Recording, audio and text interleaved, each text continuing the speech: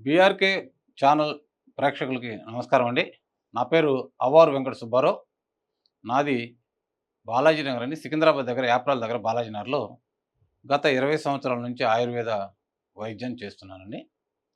ఈ రోజున మీకొక మంచి ఆయుర్వేద ఔషధాన్ని తయారు చేసే విధానాన్ని మీకు చెప్పాలనుకుంటున్నాను.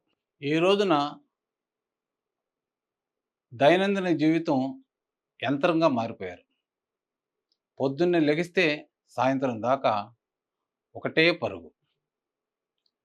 ఫలితంగా ప్రతి ఇంట్లోనూ మోకాళ్ళు అరిగిపోయినాయని, కీళ్ళ నొప్పులని, మెడ నరాలు అరిగిపోయినాయని, వెన్నుపూస అరిగిపోయిందని, ఇలా ఇలాంటి మాటలు సాధారణంగా రోజు రోజు వింటూ ఉన్నాం. అరిగిపోవటం అంటే ఏంటి? చిన్నప్పటి నుంచి అరగనిది 30, 40 ఏళ్ళొచ్చేసరికి ఎందుకు అరిగిపోతున్నాయి? మరి ఈటికి ఆపరేషన్ కాకుండా ఆయుర్వేదంలో మార్గాలు లెవ్వా?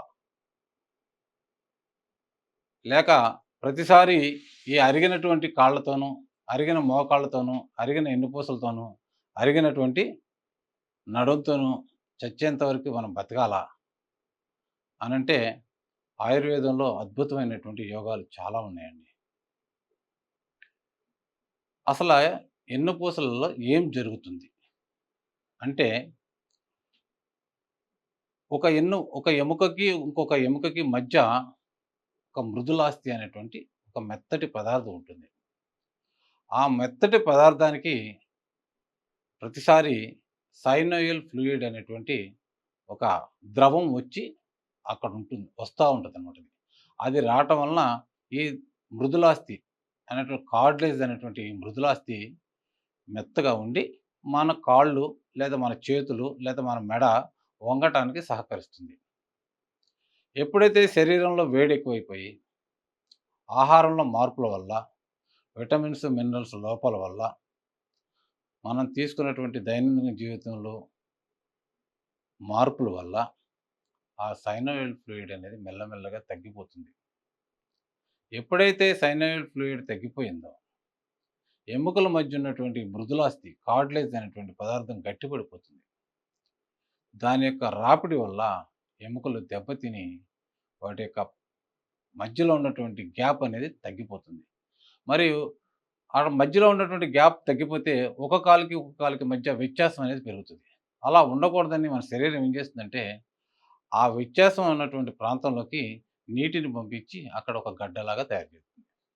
దానివల్ల ఆ మోకాళ్ళు వాస్తా ఉంటాయి. వాసినటువంటి మోకాళ్ళు నొప్పి పెరుగుతా ఉంటుంది. అది మనకు తెలియచేసేటువంటి ఒక ఇండికేటర్. అప్పుడు మనం దాన్ని మసాజ్ రూపంలో గాని, లేకపోతే డాక్టర్ గారి దగ్గరికెళ్ళి దానికి సంబంధించినటువంటి మందులు వాడగలిగితే మనకు తగ్గుతాయి. మరి ఎన్ని మందులు వాడినా తగ్గనటువంటి వాళ్ళు కూడా చాలామంది కనపడుతున్నారు. వీళ్ళకి మా దగ్గర ఒక మంచి ఆయుర్వేదం మందు ఉందండి.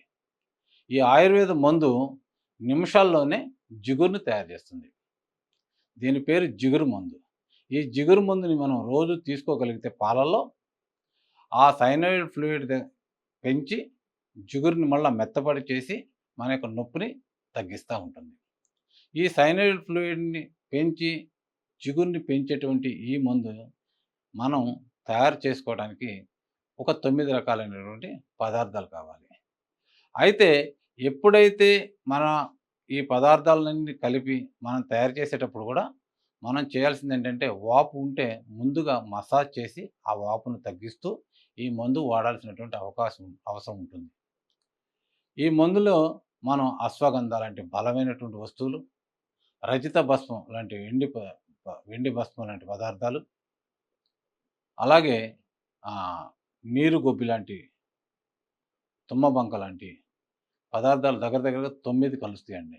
ఈ 9టిని కలిపి రోజు వచ్చినటువంటి పొడిని రోజు 3 ఏళ్లకొచ్చినంత, అంతకన్నా ఎక్కువ తీసుకోకూడదండి. 3 ఏళ్లకొచ్చినంత తీసుకొని పాలల్లో కలిపేస్తే పాలన్నీ కూడా జిగురుగా మారిపోతాయి. ఆ జిగురుగా మారినటువంటి పాలు రోజు పరగడుపున తీసుకోగలిగితే అది మన శరీరంలోకెళ్ళి జిగురుని ఎక్కడైతే జిగురు కావాల్సుందో అక్కడల్లా ఓన్లీ మోకాళ్ళు అరిగితే మోకాళ్ళ వరకెళ్తుంది. చేతులు కూడా అరిగిపోతే చేతుల దగ్గరికి గాని, మెడ నరం అరిగిపోతే మెడ నరం ఎక్కడికి కావాల్సుంటే శరీరం అక్కడికి తీసుకెళ్ళి దరిదాపుగా ఒక 120 రోజుల్లో అవి పూర్తిగా తగ్గటానికి అవకాశం 60 రోజుల నుంచి 120 రోజుల్లో అవి బాగా తగ్గే అవకాశాలు ఉన్నాయి. ఈ యొక్క పదార్థాన్ని మనం తయారు చేసుకునేటప్పుడు మంచి వస్తువుల్ని ఎన్నుకోవాలి. మంచి వస్తువుల్ని ఎన్నుకుంటే రిజల్ట్ కూడా మంచిదొస్తుంది. చాలా చోట్ల ఈ రజిత భస్మం అనేది కొంత తప్పు జరుగుతుంది. కాబట్టి మంచి కంపెనీవి తీసుకొని మీరు తయారు చేసుకోవచ్చండి. అలా తయారు చేసినటువంటి పొడిని మీకిప్పుడు చూపిస్తాను. ఇది ఒక బౌల్. ఈ బౌల్‌లో మనం 3 ఏళ్లకొచ్చినంత పొడి తీసుకుంటున్నాం.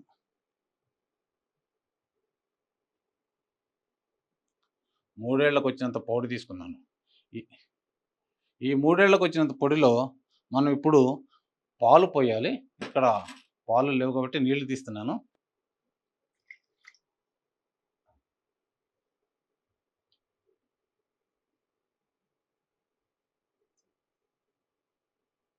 చూసారా? ఎంత చక్కటి ఎంత చక్కటి జిగురు పదార్థం నిమిషాలలో, సెకండ్స్‌లో తయారైపోయిందో ఇది. ఇది రోజు కూడా ఇంకా పెద్దదవుతదండి. ఇది పాలలో నానిన కొందికి ఈ జిగురు పదార్థం ఇలా తయారవుతుంది. ఇలా తయారైనటువంటి జిగురు పదార్థం చూడొచ్చు మీరు.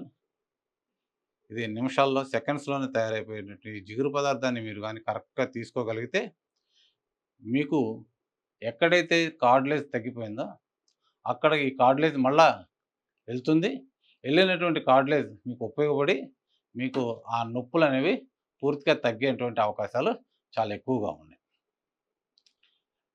దీన్ని మీరు సొంతంగా తీసుకునే ముందు నన్నొకసారి కలిస్తే, ఎవరికి ఎలాంటి మందులు, ఎంత మోతాదులో కలపాలని కూడా మీకు తెలియజేస్తానండి. అలా ఉపయోగించుకొని మీరు ఈ మోకాళ్ళ నొప్పులు, అరిగినటువంటి మెడ నొప్పులు, వెన్నుపూస నొప్పులు, సయాటికా లాంటి ఈ సమస్యల నుంచి ఈజీగా బయటపడొచ్చు.